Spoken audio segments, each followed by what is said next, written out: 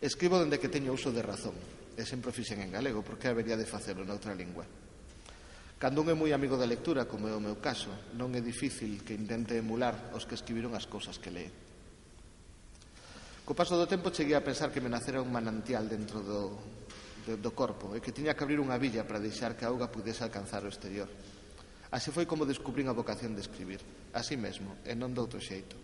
E non sei que podería acontecer dentro de min se non abrise de vez en cando a billa para deixala manar o que ás veces son verdadeiras enxurradas de ideas.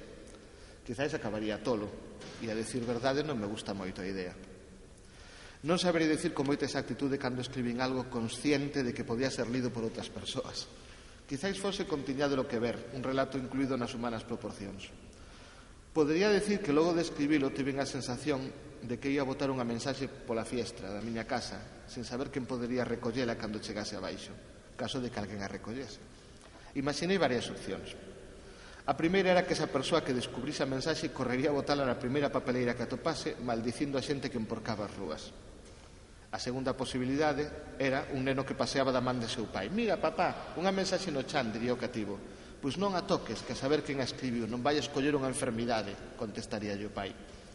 A terceira consistía nun ser romántico a camiñar entre nubes de algodón. «Que beleza», diría cando vise o meu escrito na beira rúa. «Que romanticismo, unha mensaxe na rúa nestes tempos condenados que nos tocou vivir». E a derradeira posibilidade sempre chegaba da man da crítica. «Fíxate que ousadía», escribiría alguén nunha crónica, «escribir unha mensaxe con faltas de ortografía. Isto non vai a ningún lado». E entón pasou algo de tempo, ata que un día, case por accidente, descubrín entre as miñas mans un libro escrito por min, editado como todos aqueles que adoitaba ler. Foi un dos mellores momentos da miña vida, dígovolo en serio.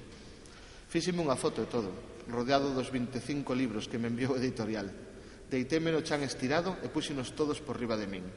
Pero logo pensei que parecía unha tumba e levanteime. Así que ao final fixen a foto coa lingua de fora por isto do cansazo e cos 25 libros na man como se fosen meniños a seren arrolados. Así foi como empecé a escribir, así mesmo, e non doutro xeito. O único que agardo do futuro é que o manancial interior nunca seque e sempre teña a posibilidade de abrir a billa.